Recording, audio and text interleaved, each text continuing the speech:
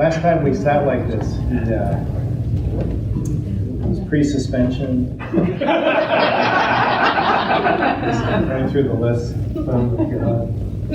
Talk about a day of going down memory lane. Wow, that's been pretty hysterical. I'm kidding. It was never in the pre-suspension. No, but where's Bill? He's at the bar. He's at the bar. Yeah, Bill used to have to report all my test scores to my mother. Seriously, like I was conditionally accepted here. My first year, You were accepted conditionally. Yeah. You were in a condition. I was in a condition, but no, like I had to it was either shit or get off the pot situation. For me, it was like either win or don't. And it was pretty scary. So let me start us out. Welcome everybody. How are you all doing? Sometimes it's a jazz session more than a symphony. But my name is Jim Griffin. I'm a professor here at Johnson & Wales. And many years ago, I was a professor in the culinary college, and I still teach classes in food, beverage. And this gentleman to my right was a student here back at that time. And it's my real pleasure to introduce to you Chris Cosentino. Many of you, we practiced that, by the way. Chris paid extra for that. Chris is somebody I've known forever. We've bumped into each other off and on over the years in different places. And it's such a great joy for the university to have Chris back. As you know, Johnson & Wales Culinary College began its life in 1973. And it was a place that was designed with a vision in mind by a transformative leader who came up with the idea named David Friedman and sold a chancellor at the time named Morris Gavey on the potential for careers in food service. Along the way, the college has grown and it's thrived, but the thing that we forget, perhaps, is that the best thing about the college really is the people. Both the people that teach in the college and the product of the college, people who graduate and leave. And for us as faculty, I've been here since 1989, some of you longer. It's seeing people grow and succeed in ways you never would have imagined. Over the years, this gentleman to my right has exceeded us as an institution in his talent and helped define new categories of the profession in food manufacturing, in artisan production, and in media that we never would have thought possible. And here he is today back home. And he knows what I'm talking about, and he's just gone with it along the way. But it is my pleasure to introduce formally Chris Cosentino for his visit tonight. So Chris, here you are. This is weird. It is weird. It is very weird. The times we would sit were not comfortable. No, I mean, we've had beers offsite since, like when we were in Chicago. We ran into each other in Chicago 3 years in a row. Yeah, Houseware Show. Houseware Show, the NRA show. Yeah. And just catching up. But you started out, Chris, and you were leading into something at the beginning. How did you end up at Johnson & Wales? What brought you here? I grew up in Portsmouth, but my parents were divorced, so I was half and half, right? I would spend half the time in North Providence, my father's house, and then the rest of the time on Aquidneck Island. So I always grew up around a lot of food. It was my great-grandmother Rosalie. She had a 3-story tenement house in the basement. She would can tomatoes, and I would be the kid that would follow her around with a paper bag to go pick dandelion greens and dandelion flowers and go in the neighbor's yard and pick chestnuts. It was like, who's this weird old lady in my yard? Get out of the yard, old lady. And I'd be the little kid chasing her around with a bag. And it was just always part of what I did. It didn't seem to not be a part of what I did. So if I'm at my father's house, I would go spend time with Rosalie and make pizza or crank the pasta machine. And then I go home to Aquidneck Island, so I'm half English and I'm half Italian. So the English side is Easton's. So if you've ever been to First Beach in Newport, it's called Easton's Beach because my family landed there and founded Aquidneck Island. And my grandparents were very English. It was very much like roasted beast and Yorkshire pudding, or we would have always Sunday supper. And if it wasn't Sunday supper in New England, in my England home, which was with my grandmother in Newport, it was Sunday supper with Rosalie up in North Providence. So it was constant back and forth. And when I was a little kid, we had a garden in the yard. We would go clamming or quahogging, right? And it was always just part of every day. So everybody just instilled this nature of food into me. And it just never, I never knew anything else. So like, there would be Family Feud, and then everybody would sit down at the table, and it would just be like, done, it was quiet. Like there was no more arguing, there was no more BS. And to me, food was like this powerful translating experience because it superseded Family Feuds, politics, religion. It would make everybody shut up and get along. And it was the one thing that was consistent. You know, it was that constant like, okay, I got 3 Ds in my report card, I better make dinner tonight. And I would, and I totally would. And that was my thing, I would like figure it out. I was like, okay, Mom's coming home, I totally screwed up. I got 3 Ds, and I'm gonna get a whooping, I'm gonna get grounded, so I better make dinner. I figured that would like smooth it over. Never really did, I mean, I still got grounded, I mean, I got my skateboard taken away, it was always, but it kind of set a tone. Like I could go out my front yard. We lived on a dirt road, and in front of our house was the ocean. So I could go clamming with my grandmother or blue fishing with my grandfather. And then back when I grew up in Portsmouth, there was still potato fields, you know, and there was farms all over the place. And you know, we'd go running through the cornfields and throw rotten potatoes at each other. But it was still part of that culture. Now, did you find Johnson & Wales on your own? Because you were learning the craft and the passion? I did. So I was looking around, and it was close enough to home, but it wasn't home. You know, like I could still get back to Aquidneck Island. I considered Aquidneck Island home more than I considered Providence home. And it was just far enough away, but it wasn't so far enough away because I was like, I really don't want to go live in upstate New York. I couldn't have dealt with that. It would have been in the middle of nowhere. And I actually wasn't going to come on the tour. Why? It was, I was actually at a skate contest in, down over at Quonset Point. There was like, they built this whole skate park, and there was a huge skateboard contest, and I went there instead. And instead of your campus tour? Instead of the campus tour, I got trouble. Well. I got a lot of trouble for not showing up because I'd signed up. You know, you had to sign up for it and had to show up with a parent. And at that time, it was my father because my mom was busy. Like he showed up and I didn't. Humble That was good because I had a car and I was like, you know, I'm going to skate contest. This is way more fun. And it was just, I finally ended up coming. I ended up showing up on a weekday. And at that point, it wasn't like a traditional tour.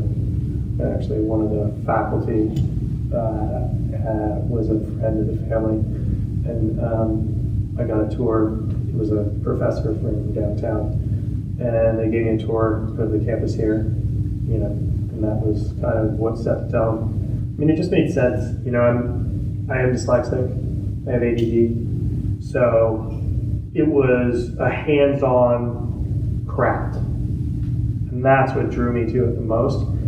I mean, to be honest, it really sucked that my first trimester was sitting doing cost control. Sorry. You might have 1 or 2 cost control. You know, but that's fine. But it was like, that was my first I was like, I'm so psyched. I get to go to school and work with my hands. Like it's hands-on. It's what worked in my brain at that time. And you know, of course, I've showed up, I've been told I'm unconditional acceptance, and I go right into academics, and I'm like, ugh, this is gonna stink. And it was rough, it wasn't easy. You stayed with it though, and I remember the first time I met you, you were making your way, now you're a year into this thing, well, at least 2 terms. When did you know that this all of a sudden was gonna be the path for you? Did you know your talent, or what? You know, it's actually funny, if I bust out my high school yearbook, I knew what I wanted to do when I was in high school. I knew what I wanted to do before I left school. I always knew I wanted to cook. It just made sense. It made me happy. It was like I keep saying, it was hands-on. It was like I was able to make something. It's craftsmanship. This was pre-bullshit. This was pre-Food Network. This was pre any of that crap. This was Jacques Pepin, Julia Childs, and maybe once in a while, if I could tolerate, can't cook, which I couldn't really. But those were the foundations for me of PBS. That's really what set a tone. I mean, my house where I lived, we got 3 channels, and one was WGBH, and I got to watch those shows all the time. And when my high school yearbook, it's pretty hysterical. It says, live in a ski town, be an internationally known chef, and I can't remember, there's a couple other stupid comments in there, like every other high school idiot. But I knew that then. I don't live in a ski town, and I'm not internationally known, but I'm doing what I want. And I think that to me was, I stuck to my guns. It's hard when you're driven to want to do something, you have to love it. And I think that when I was at school, the most interesting part for me was the most backwards part for me. The part that I was scared of the most was the part that I relied on the most, which was really not normal. I was so excited to get into the labs, but then when I got into the culinary lab and I'm working with my hands, there were no pictures in the books. Like it was like, all right, here's your blue book. We had 4 of them. Yeah. See, you got the whole family here. Like we all remember the 4 books. They were blue. And you open them up, and it's like there's formulas in there. There's techniques written, and you're looking at it, and half of it for me was backwards. So I'm like, I then had to refigure out how to focus, to function in an environment that wasn't set up for me. You mentioned before how you facilitated this, and now you're into your program halfway in. And from what I recall you telling me, you were looking at books by Jacques Cosentino. Yep. Step-by-step sequence books with photos. When you were in my class, I could never figure out how your cooking was so strong, because I knew you struggled to read. And it was only a decade later that I found out you were doing self-study. It was the only way I was going to succeed. The only way I had the ability to get ahead was to utilize what was the library, but Jacques basically geared us up for success. And I remember watching WGBH, and I remembered watching the step-by-steps and how he went and did it. And it's like, I laughed about it. We were walking through today, and we were talking about the butchery class, and I said, do you guys break down whole animals now? Because when we did it, it was like, okay, you're going to debone the chicken. And I can't remember who the instructor was. Probably can't say that. Can I say that? No, but how he taught us to debone the chicken. Andrew, you might remember this joke. Under the shirt, over the bra, right? Yeah. Remember? That's how they taught us to take apart a chicken. Yeah, exactly. I know who the teacher is. I'm not even kidding. No bullshit. Like, I couldn't do that now. I'd be like, I'd be on the front page of the New York Times. And it's like, it's hysterical to think like that's, and we're like, huh? Looking at the chicken going, doesn't look anything like that. Dying laughing. You have this class. And so then I had to go back. And it's like, well, didn't you read the book? Didn't you read your lecture? And I'm like, yeah, I can read it 100 times, but half it's backwards. So it's like, I go to the library and I remember just like finding, I was like, okay, I gotta find it. A lot of technique and a lot of method. Yeah. If it wasn't for those two, I wouldn't be where I am now. You were in the kitchen. I remember you beginning to transition to being very strong. But I remember your creative side. I was just a lightning in the ass. You're lightning in the bottle. I used to just push on you guys. I mean, that was the thing. I remember days when it'd be like, outside. Kicho, get out of the kitchen. One of the kindest, gentlest men you'll ever meet, by the way. I know, but I can't even remember. He kicked our whole class out one day. The whole class. Somebody, well, it was me. I forgot to turn on the fryer at the beginning of the shift. And whoever, somebody would forget to turn on the oven, he'd kick us all out. And he cooked lunch by himself. We'd all have to sit in the window like this, like lost children, can we come in now? We really paid to be here. Can we come in? It was just like, but it really set a precedent. I mean, there's times when I do this now, and I wish Tom, my sous chef, is here.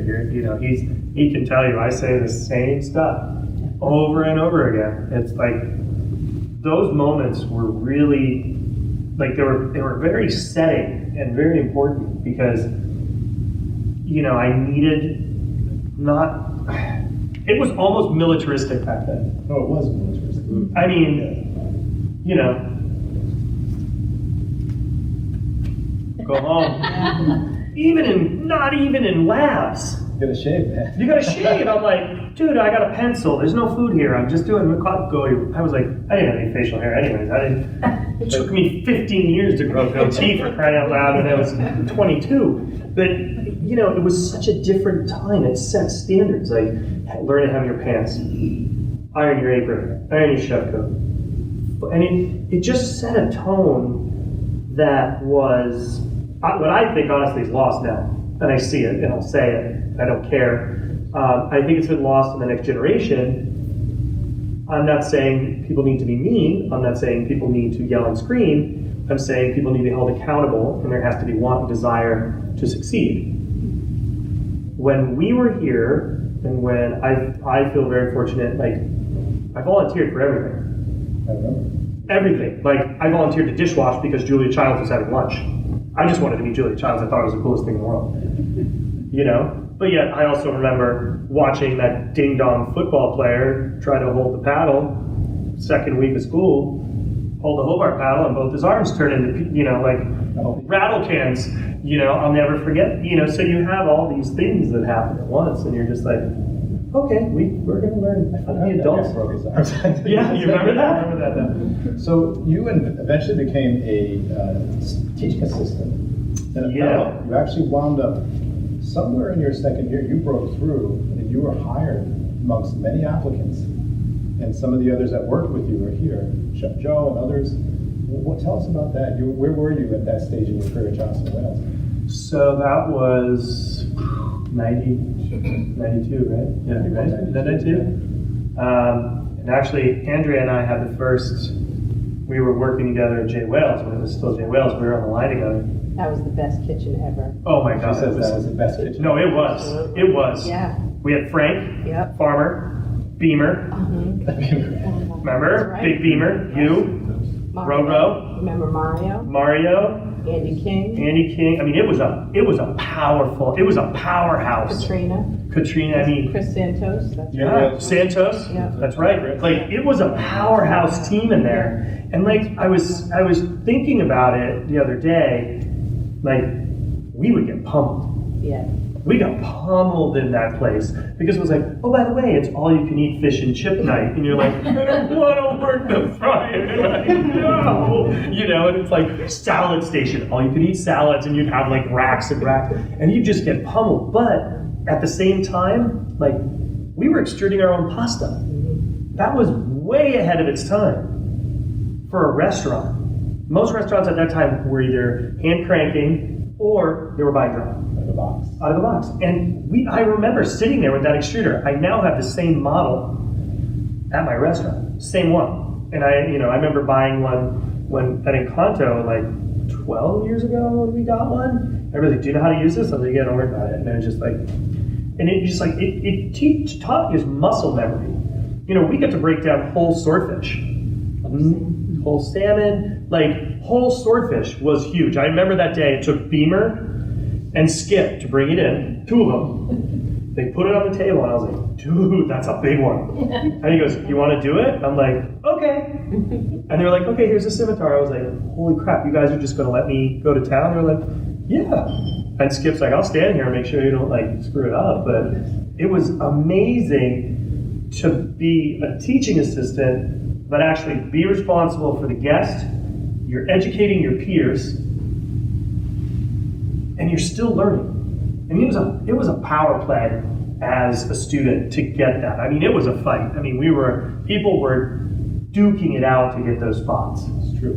That restaurant, J. Wales, was the first real branded restaurant. It was designed by a very prestigious firm, D. Leonardo International, and it was seen as the future of the institution at the time. It was so crazy. A group of you that got hired. I remember when you were hired, I think you had turned your hair back to brown by then. In the interview. Oh yeah. But many of us knew that the culinary crew at that restaurant was going to be successful. That was a good time. I mean, we had fun. So away you go. You're running through those 2 years. You wrap it up here. And now here you are in Rhode Island looking at the future. Where do you land when you graduate? Because I know you have a story right after you leave that really sets the base for your career to come. Well, sort of. We all graduated. Actually, Andrea has some really funny pictures of all of us together. So does Melvin that night. And then the next morning at 4 o'clock, I showed up for pre-op, 4 o'clock a.m., and had my knee rebuilt. And I was out of commission for 4 months. I blew out my knee in the kitchen right before Thanksgiving in the hotel, and I destroyed everything inside. Everything. I had 2 surgeries leading up just so I could function to graduate to then make it till the end of the year. And I went home and I got stuck on a PT machine, and then I started commercial fishing. I got hired to start repairing nets when I was in my gimp cast. It's kind of similar to this one, but it was for the knee. Yeah. So my fishing captain was one of my neighbors. I went to school with his kids, and he hired me on to go out and repair fishing nets. And then when the doctor okayed me, I went out in the boat and started pulling lobster pots and gill netting and scup potting. And it was a new phase for me to really understand the bigger picture. You know, I was bringing in big fish. It was crazy. I would be picked up at 3 a.m, out in the ocean by 5. And from there, I didn't leave. I left Rhode Island in, I don't know, when did I show up in DC? September, end of September? Yeah, October. So, Kevin Weeks and Leslie had moved to DC or Virginia. They were in Arlington, Herndon, somewhere out there. And I wanted to go work for Mark Miller. And Kevin got a job there first. And I was on the rehab, and I took the train to interview. This is the funny thing. I got an interview through the school to go interview for a sous chef job. What was I thinking? Yeah, I'm qualified. Woohoo! I just graduated culinary school. I can't figure out squat, but I'm going to go be a sous chef. So I go to this interview at, it was like some executive club, right? And I used that to get to DC to interview at restaurants. So they paid for me to take the train. They put me up in a hotel, and I went to their interview, and I did 14 other interviews in 2 days. I jumped into every single kitchen I could. I interviewed at Vidalia with Boobin. I interviewed at Kincaid's. I interviewed at Red Sage. Kevin got me in over there. I was just like, okay, I got to figure this out. I'm going to get as much experience as I can interview. And I went to all the interviews, and then I staged with Kevin at Red Sage, and then I went to the company party. They invited me to the company party, and that's where I met Tatiana. Well, that's the first time we saw each other. And they hired me on the spot at the interview. So I went home, told my mother I turned down a $40,000 a year job for $7.50 an hour, and I proceeded to drive all my crap in a U-Haul to DC, which was the smartest move I ever made. Because of Tatiana, for sure. It was a huge leap of faith, because I'd lived in Providence. Providence was the big city growing up in Quincy Islands. Like, hey, I'm moving to the big city. Oh my God, you're moving to Providence. No, even bigger. Boston? That was like the next thing, and it was, I was like, shit, I've never been that far away from home. I had no idea what I was doing. Just put everything in a U-Haul and left. I didn't care. What have I got to lose? And there you are with arguably a person who changed food service in the U.S. for sure. What was it like with Mark? How did that inspire you? I mean, Mark is...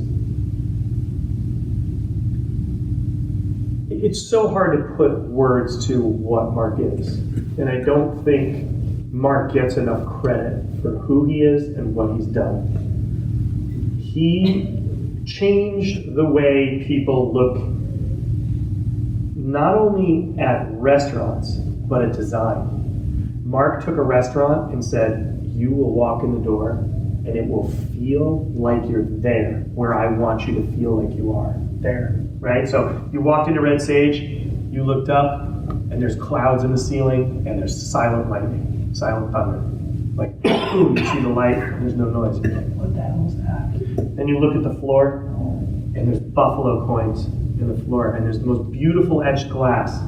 Everything in that restaurant was custom to the T to make you feel like you were in the Southwest. And you walked in the door, and that's what it felt like. It smelled like that. Everything about it felt what he wanted you to feel. Now every restaurant in the world tries to achieve that. But he did it in such a monumental way, and I've never seen anything like it. There weren't many then like it at all. No, I mean, Wolfgang had done his thing, but Wolfgang was about California. But I mean, Mark Miller embodied the Southwest. It was Latin cuisine, it was Southwest cuisine. But Mark came from Alice. He was the chef at Chez Panisse. He fired Jeremiah Towers. He really created a whole experience for people. Like, he went to Berkeley and studied anthropology. Yeah. So everything that I base my whole career on now is based on what Mark taught me, which is you can't create the future unless you know the past. History reigns supreme. The only person that's created anything new in our lifetime is Ferran Adria, and we will never see another to do anything like that again. Because right now, everybody's emulating Ferran and Albert. It was so powerful to sit there and be in an environment that, and I started as a prep cook, and I literally started with grunt work. Like, I would come in the morning and I'd have to travel. I lived in Herndon, which was a 45-minute train ride in. I'd have to be in the kitchen by 7. If I was smart, I'd get there by 6:30. I'd always manage to be at the coffee thing to meet her when she would come and make cappuccinos. Every morning, I managed to pull that one off. And then I started and then I got volunteering for events. And then Mark was like, oh, you can come in my office and look at my books, but you just got to put them back. And that was the moment everything changed. It's like, I go upstairs and I'd have to, hey guys, I'm here. And Tatiana was managing Mark, which was a whole unto itself, like another world. That's like herding cats times 20. And I was allowed, I had to ask permission. I had certain color sticky notes that I had to use. I had to write my name and page, stick it on the outside of the book, put the book back where I found it. But if I wanted to go back to it, I had to put this. I couldn't put anything in the book because it would ruin the binding. It had to be on the outside and back into place, and I couldn't leave it in stacks on the floor because that would mess up with Mark's stacks that he was working on. Everything was particular, but I would sit there for hours on the floor. And her office was right outside, and I would just sit there and read, nonstop, looking stuff up, stuff we'd be talking about downstairs that afternoon. So I worked prep. My shift ended at 3. I'd spend 2 hours in the office. And then every Friday, we'd go cash our paychecks and go get silly drunk on $2 Pabst with ribbon pitchers down the street at Dixie Grill next to Ford's Theater. So we used to watch all the kids go in and watch where Lincoln gets shot and drink $2 Pabst PBRs. I remember your wingman, Rolando Robledo, telling me you were working at Red Sage, and the first thing I thought was you were going to blow your knee up again. But that didn't happen. You stayed with it, and you kept moving. Take us now between Red Sage and this, what I think was really where I started noticing you at Encanto. You kind of had this stretch in between that led to this thing in San Francisco that really became so important. So it got to a point at Red Sage. We were dating. I was very fortunate enough to work with a couple people that came through. Robin Haas came through, and Mark Miller opened up the first Asian noodle concept restaurant. Everybody likes to give David Chang the ramen credit. I'm sorry. Mark Miller opened a restaurant called Raku. It was the first noodle bar in the United States that specialized in ramen, right? And it was in DuPont Circle, and I worked with Robin Haas, and we developed all the recipes together. And that was like boom, a whole other chunk of food's just like, I'm swallowing up all this information. I'm going to Chinatown and I'm doing that. And then Raku opened, and then I wanted to leave. I wanted to go do something different. So then I went over to Kincaid's, and I worked with Bob Kincaid, who was a New Englander through and through. Great chef. And we were doing like 580 covers a night. I mean, it was brutal. Like wood-fired grill. My station had 18 dishes on it off the grill. I was getting pummeled every night. And one day I came home and I was like, well, we gotta go somewhere else. And at this point, I'd already volunteered to do everything. Like Mark Miller had taken me to the Beard House twice. I'd done City Meals on Wheels at Rockefeller Plaza in New York. I mean, I volunteered for everything. Mark said jump, I said how high. Because that to me was like, okay, if I'm gonna get anywhere, I'm gonna be it. I'm gonna just be the slave. I didn't care. I remember Mark cooking for Sony. He burnt the rice, and the Japanese guys thought it was smoked, so they thought it was brilliant. And we went with it. And Mark looked at me and he goes, Yeah. like it was amazing because he was going to be in the Metreon doing Raku concept. So it's like there's all these moving parts, like, and we were always hearing about Loom Bar, Loom Bar, Loom Bar, Mark's Asian restaurant dream to be back in San Francisco. And it was always this talk, San Francisco, Berkeley, San Francisco. We moved on. I went to Kincaid's. I was there for 9 months. And at one point, I was like, where are we going to go? Like this is, at that point, there was no Jose Andres in DC. It was actually the sous chef at Aleo. Yeah. And I was like, I don't want to work for Yannick, and I don't want to work for Roberto Donna. I want to go. And we had this conversation, and I'd never been to San Francisco. Tatiana had, she's like, I've been, it's really cool. And I was like, okay, let's go. All the boxes of produce were coming in that said California, all the wine, Sonoma, Napa. And I was like, all right, that's where everything's coming from, so let's just go. And again, pack everything up in a U-Haul, drive across country, straight out. She had a job, I didn't. And we got there, and I was fortunate enough to score a very short stint at China Moon. Oh, really?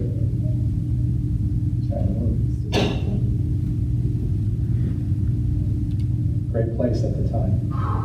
Transformative in the U.S. I would say that Barbara introduced the United States to real Chinese food. She was visiting us then too. She was above and beyond.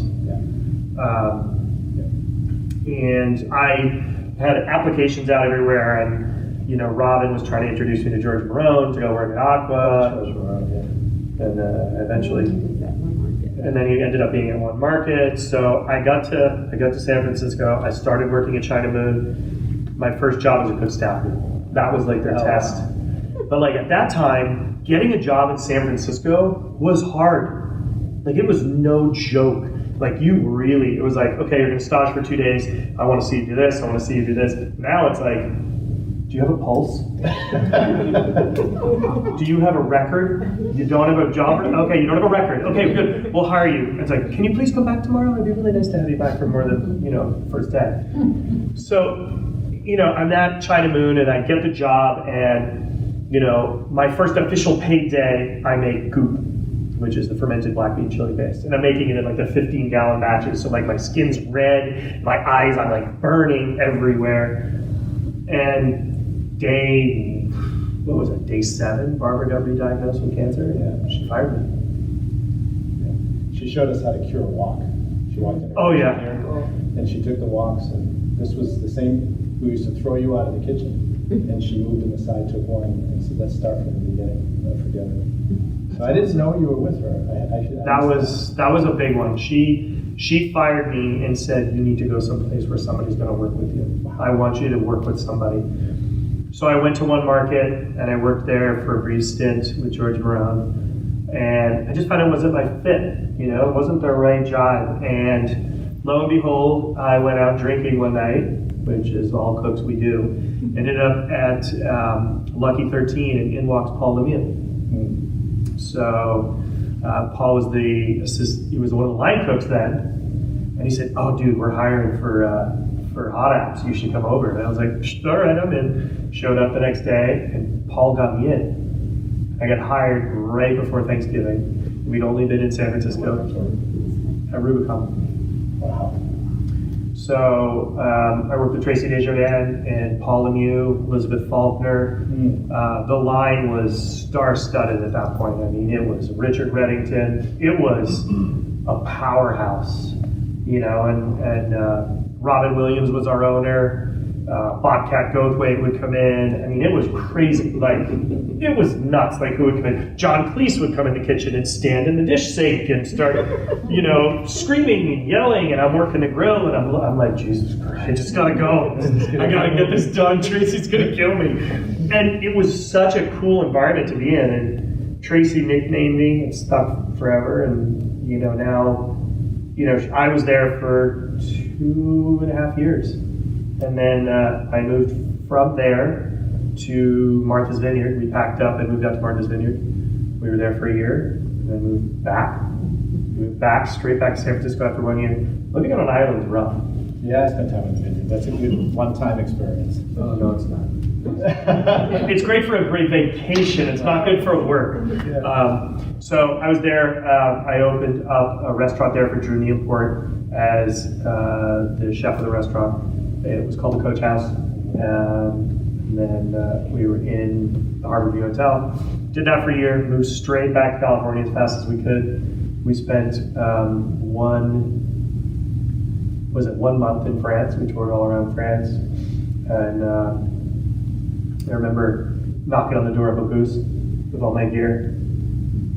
Had to take a cab there, like pre-Uber, you know, super expensive cab. Don't speak any French.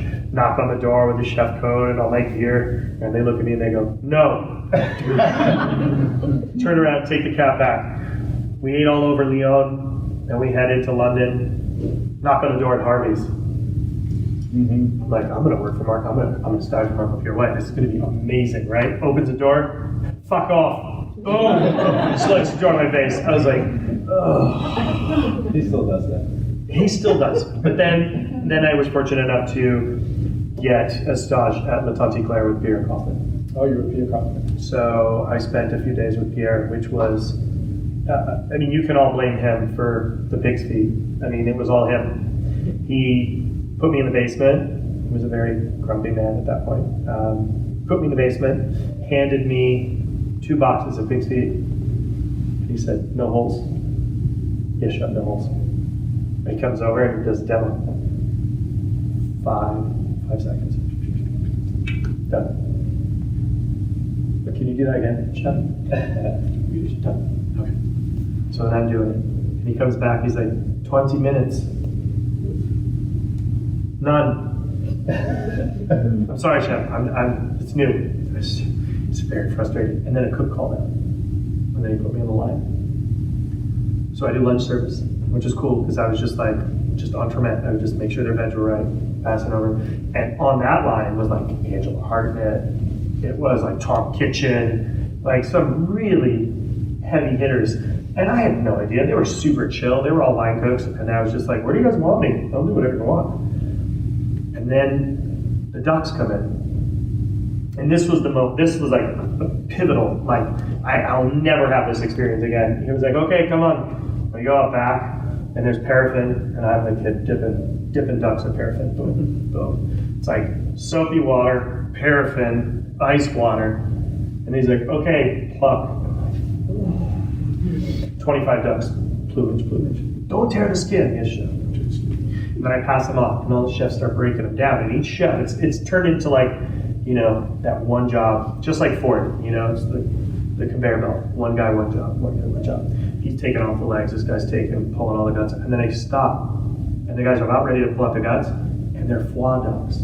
They all have the foie lobes in them. I've never seen it, and all I've ever seen is lobes of foie, right, in the restaurant. I'd seen them everywhere, we'd served them everywhere, and then it's like, the chef stops, and he looks up, and he's like, come here, come on. My eyes are like this big. And he takes his hand and he pulls out everything, guts and all, pulls everything out, and then there's a little flaw. And he was like, okay, it's your turn. And I was like, well, I didn't. He's like, don't ask me again. Yes, chef, I just get right in there. And I did exactly what he did. And that was like, boom. And then it went right into dinner service. So it was like, whoa, like you guys get 24 ducks a week, and that's where they get all their flaw, all their duck for the menu, and they rotate through it all. And that was like that, okay, you get one thing, and you use everything, and you rotate through it all. That was another, boom. Another like, okay, file that one away. It's like, I still have all my notebooks from everywhere I've ever been. You still cook that way. I mean, your style now is so defined by approaching food, proteins in particular, broadly. I mean, it just kept getting from there, you know, you come back, and then I opened alone, it was a French brasserie, and then got hired by Michael Meany, opened a couple restaurants with him, for him, and then I quit cooking. I said, I don't want to do it anymore. My hair was literally like, I'd opened Nob Hill at MGM Grand, and then I came back and did Nob Hill, and then they sent me down to Laguna to open another restaurant with the media group. And it was like all within 6 months, and I was just coming unglued. Like I couldn't even focus anymore. I was just like, and at that time I was racing for fun. I was racing my bike, and an opportunity came to the table, and I had the opportunity to turn pro as a cyclist. And we had the conversation, and I quit. And how long was that? What was that span, time-wise? About 1 year. Really? Is that about right? No, because you were mercenary chefing. Oh, that's true. I was a mercenary chef. You're a little mercenary. Yeah, I became kind of the gun for hire. Like whoever needed help, I just did whatever. Like I ended up getting. You didn't have a real job. I didn't have a real job for a year. I raced. I worked for the farmers at the farmers market. I would work for cash and food, and I would ride my bike to wherever the market was. Sometimes it would be all the way out in San Rafael. So it's like a 35-mile ride out and a 35-mile ride back, but the market starts at 7 a.m., so it's an early start and a pretty cold ride. And let it be known I had a single-speed bike. So I was racing a 1-speed mountain bike. So you're rounding 70 miles to go to the pros man. Yeah, and I would come back with a backpack full of food. And then I was kind of gun for hire at all these different restaurants. And then I kind of bopped around. You know, I helped the gin grasses at Hawthorne Lane. I worked at Chez Panisse for a stint with Christopher Lee in the dining room downstairs. And then Bellone opened. Then one day I got a phone call, Bellone closed, but then the chef moved over to another restaurant. And I said, okay, I'll come and help you. And it was a stint where I stopped racing, needed to get back to work. And he's like, listen, I need somebody to supervise my sous chefs. I can't pay you as a sous chef, but can you like monitor him? I'll pay you as a line cook and a butcher. I was like, yeah, sure, I'll do whatever you want. So I started working with the Kimpton group, and then they started shipping me off to help at other properties, and I ended up in Aspen for a couple months. And that's when the phone call came for Encanto. I got back, I go back to the Kimpton Hotel, and they said, well, thanks for all the help. You saved 4 of our properties. We're gonna fire you now. Thank you. And I was like, oh crap, so what am I gonna do? And they gave me a couple weeks to find a gig, and lo and behold, Easter Sunday, Paul, who was at the time the chef at Grand Cafe, got the phone call. I went, and I did a stage, and I was at Encanto for 12 years. Well, it took off. 12 years. But some good things happened in there that... It was amazing. I mean, I was given complete and utter free reign. I it was mean, the first time you had full free reign, right? To that extent? to that extent, yeah. Yeah, I mean, I wasn't an owner. I was never a partner, but I was given 100% free reign. I could do whatever I wanted with the menu. I could choose to put whatever I wanted on. When I got there, they were not even making pasta. And I started making pasta. Then we got an extruder. It took me 1 year to get an extruder. But it was crazy. I mean, it was just full blown go. Right off the get-go. Now, parallel to this, you're swimming along, and the story is one that always has been for you, of never having it easy. You've never had it easy from the first day I met you. However, the lesson I've always learned from you, which is even more so today, is how hard you work and persevere in the face of more challenges than most. So you're doing this, and Tatiana's by your side. This food media thing is being born in the US, and you're percolating over here. And you've had a lot of things happen in the media side. You've made clear in your publications that you've spoken in, and even in some video that you've done and posted, how you feel about media. However, one could argue your media career was meteoric too. How did all that play out?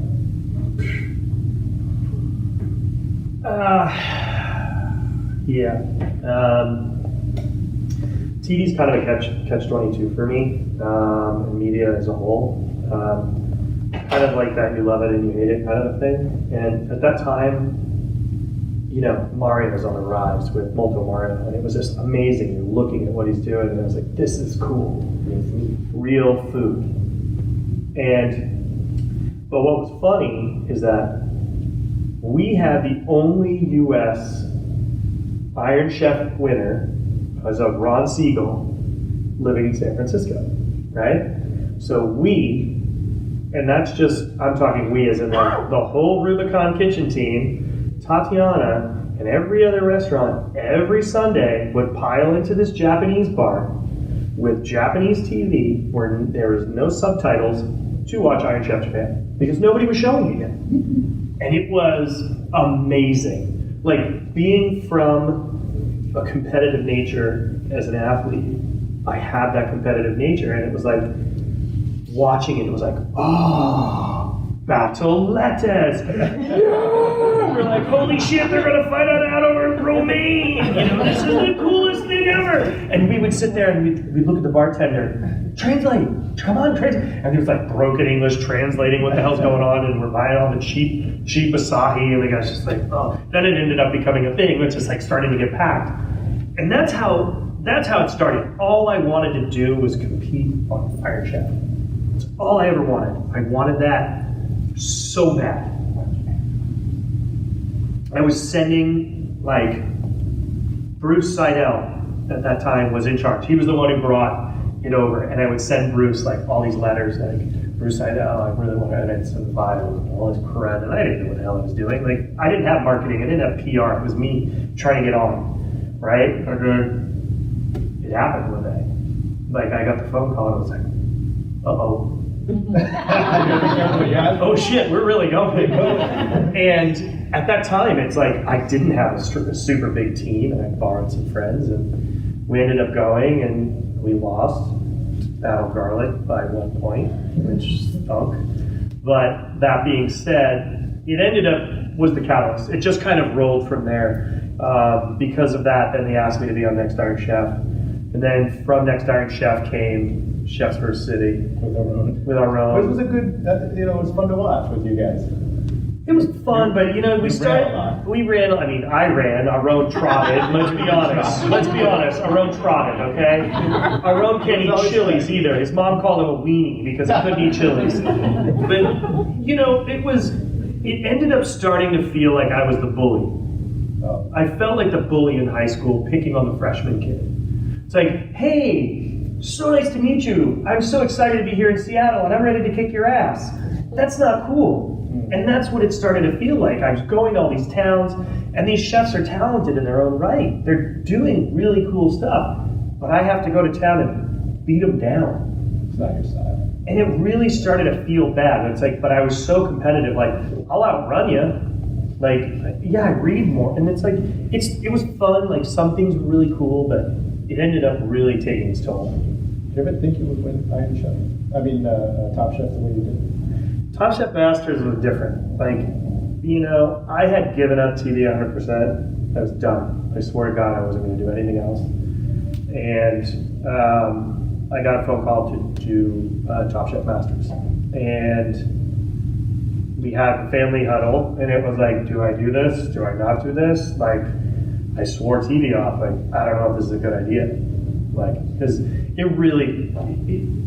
TV put me in a worse place than a lot of people realize. And to kind of give you a little synopsis, I ended up getting third-degree alkaline burns in my stomach that burned a hole through my stomach into my abdomen.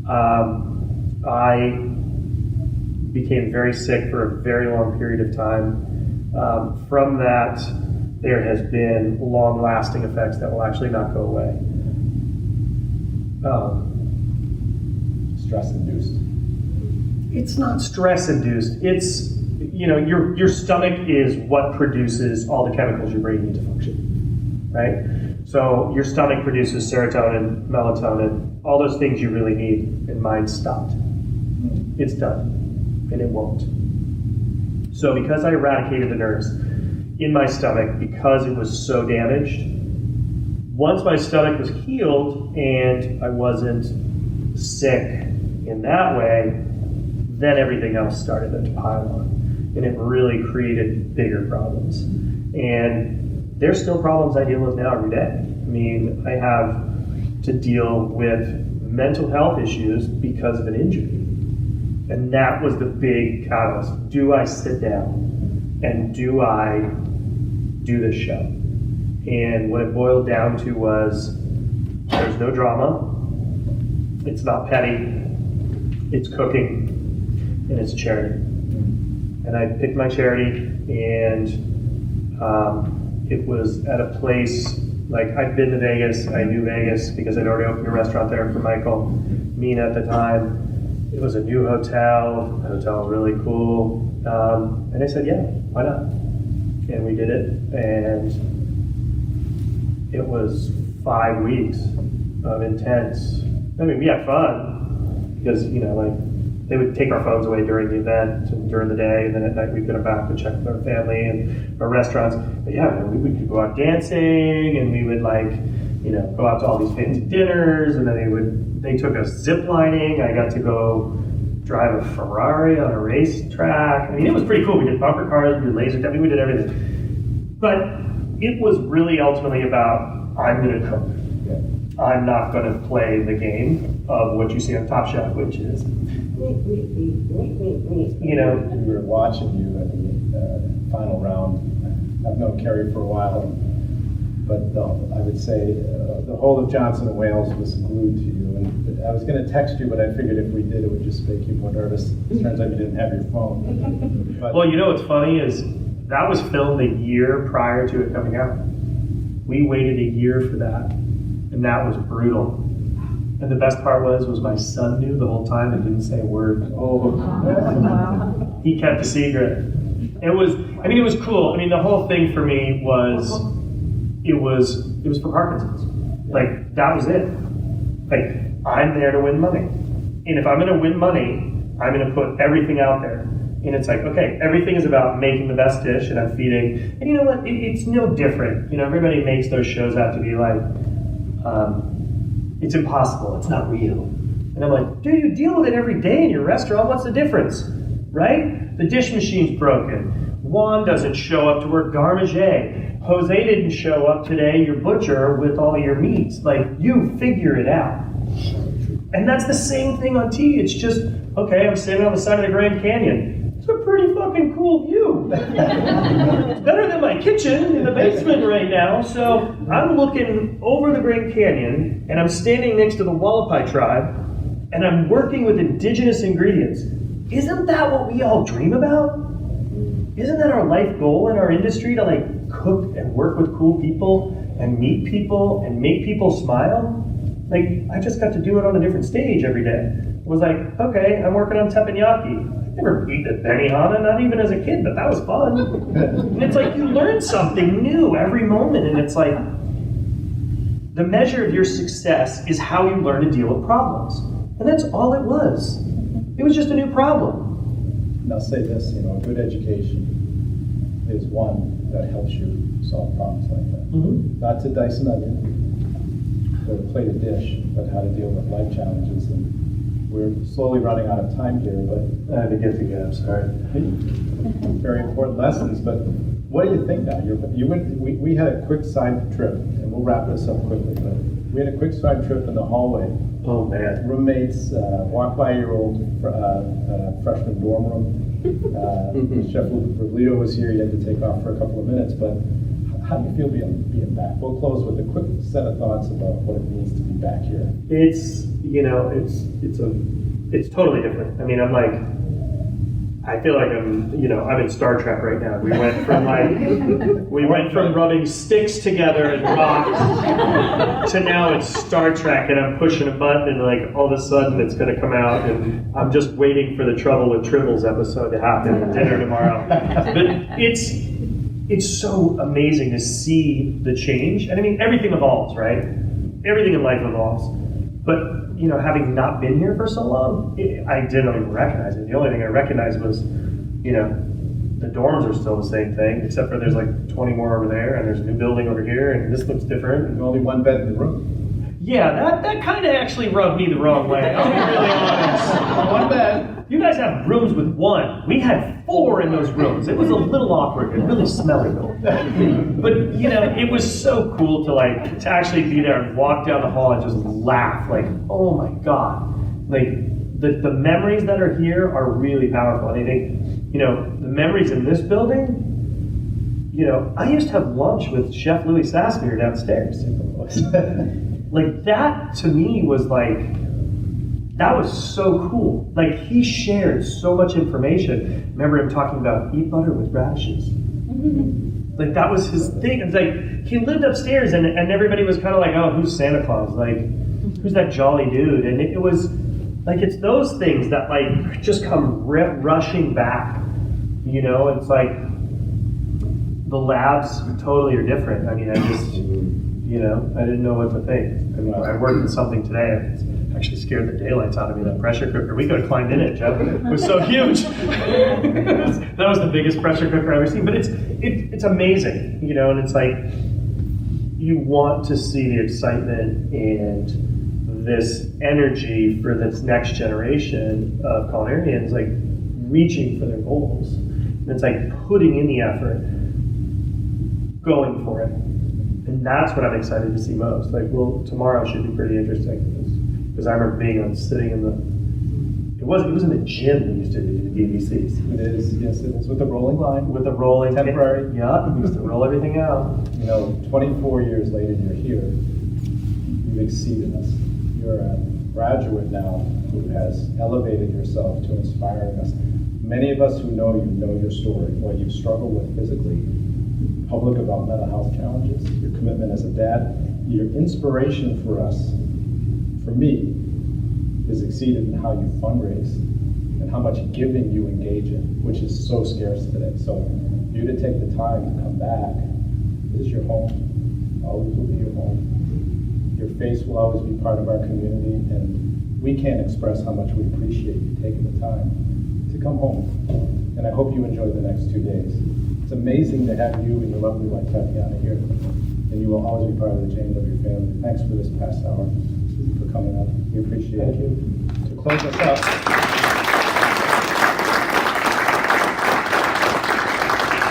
I'd like to bring up Lori Zabata, who's just absolutely amazing in her role in alumni. Lori's gonna. You got autocrat in there? He wants a little coffee milk.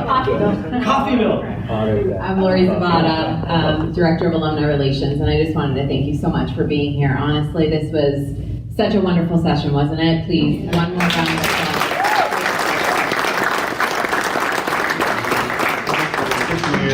I'm just gonna It's say not it's weird. It's not weird. You're totally at home here. This is It great. still feels weird. It's just me.